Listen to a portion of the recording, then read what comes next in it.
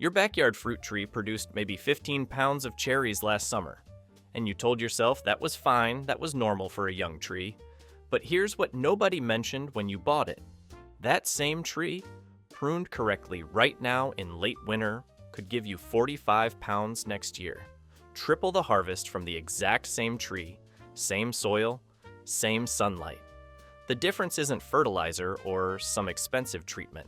It's understanding what happens when you remove specific branches at a specific time, forcing the tree to redirect its energy from making wood into making fruit. Most fruit trees in suburban yards are essentially ornamental. They look great, big canopy, impressive spread, nice shade in summer. But walk up in August and you'll find maybe a dozen apples scattered across 30 feet of branches you can't reach without a ladder. Meanwhile, that tree is pouring resources into 6 feet of new growth every season, building structure it doesn't need, competing with itself for light and nutrients. It's doing exactly what evolution designed it to do, which is grow as large as possible to dominate its space. Your goal is the opposite. You want it small, manageable, and obsessed with reproduction instead of expansion. Winter pruning flips that switch, but only if you understand the biological response you're triggering. When you cut a branch in late winter while the tree's dormant, you're not just removing wood, you're sending a signal. The tree wakes up in spring, realizes it lost structure, and responds by pushing out vigorous new shoots to replace what's missing. That's growth. That's the tree prioritizing size over fruit. Sounds counterproductive, right? Like you're making the problem worse, and you would be if winter pruning was the only tool you had. But combine it with summer pruning, and suddenly you're manipulating two different systems. Winter cuts shape the tree and remove deadwood when it can handle the stress. Summer cuts, done in late July or early August, stop the tree mid-growth when it's already committed its energy for the season. It can't respond with new shoots because the growing window is closing, so instead, it forms fruiting spurs, those short, stubby branches that produce flowers and fruit for years. You're essentially trapping the tree's energy in fruit production instead of letting it escape into vegetative growth. Most people skip winter pruning entirely, afraid they'll hurt the tree, or they prune randomly, cutting whatever looks too long or awkward without understanding what each cut does. And the tree responds to that confusion by doing what it always does, growing bigger and producing less. You're not managing it, it's managing you. The system that actually works comes from observing how commercial orchards maintain hundreds of trees at maximum productivity year after year. They're not lucky. They're not using magic rootstock you can't access. They're following a pattern. Heavy structural pruning for the first few years to build a scaffold that can carry weight without breaking. Then a shift, minimal winter pruning to avoid triggering excessive growth. Aggressive summer pruning to force fruiting instead of expansion. Repeat annually for decades. What makes this work is timing and precision.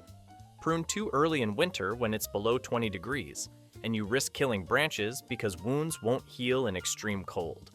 Wait too long, and you're cutting off buds that would have become fruit. Summer pruning has an even tighter window. Too early, and the tree just regrows. Too late, and you've missed the moment when the energy can be redirected. There are 7 fruit trees that respond predictably to this system. Apples, pears, plums, cherries, peaches, apricots, quinces. Each one has slight variations in technique, but the core principle stays the same. Shape in winter, force fruit in summer.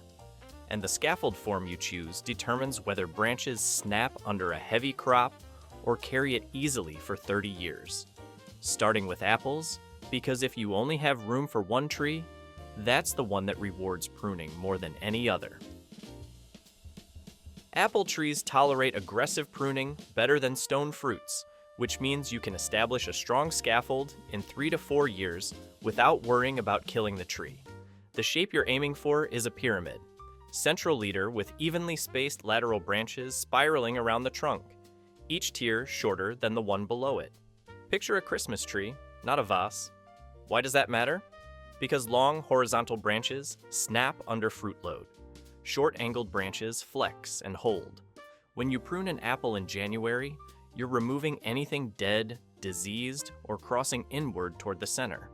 Then, you cut each main branch back to an outward-facing bud, about a 1/4 inch above it. The direction that bud points is where new growth will go. Outward keeps the tree open. Upward keeps it narrow. You control shape by choosing buds. Once the scaffold is built, you stop heavy winter cuts.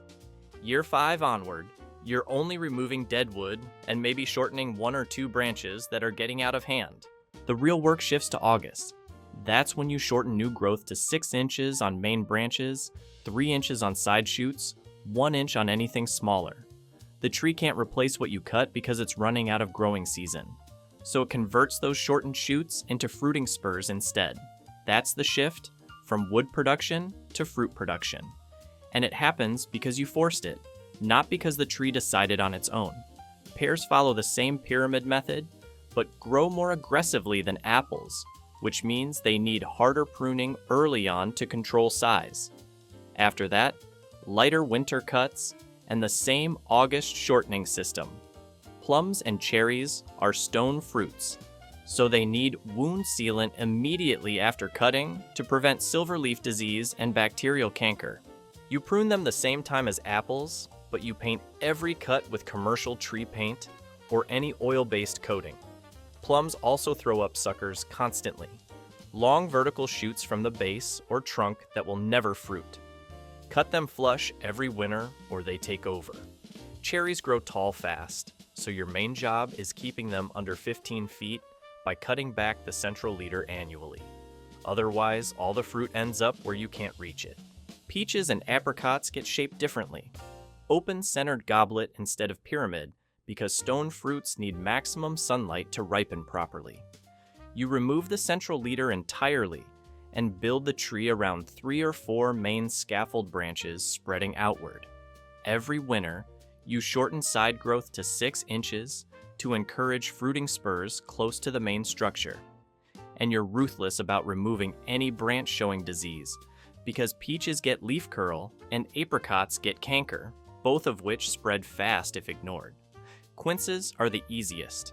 They grow slowly, produce fruit on branch tips, and only need light shaping to maintain a loose pyramid form. You mostly just remove dead wood and let them do their thing. The result of following this system year after year is measurable. An apple producing 20 pounds in year 2 will hit 60 pounds by year 6. A pear goes from 15 to 45. A plum from 10 to 30. Not because you fertilized or sprayed or bought expensive amendments. Because you redirected energy that was going into wood and forced it into fruit instead. That's what winter pruning in January sets up. The structure, the health, the foundation that allows summer pruning to finish the job. Miss January and you wait another year. Prune wrong, and the tree grows instead of producing. But get it right, and you're building something that outlasts you. A tree that feeds your family for 30 years without needing constant intervention. That's the difference between a tree and a system. You're not trying to make the tree happy. You're not trying to help it fulfill its natural potential. You're redirecting its entire evolutionary strategy away from survival and toward production, and the tree will fight you every single year if you let it. That's why this isn't something you do once and forget. It's a pattern you commit to. January pruning to shape and clean. August pruning to force fruiting, every year. No exceptions. And what you get in return is a tree that stays manageable, stays healthy, and produces 2 to 3 times what an unpruned tree would ever give you. The branches stay strong enough to hold the crop without splitting.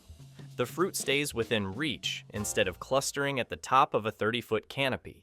And you're picking from the ground instead of risking a ladder every harvest. That's what winter pruning in January actually does.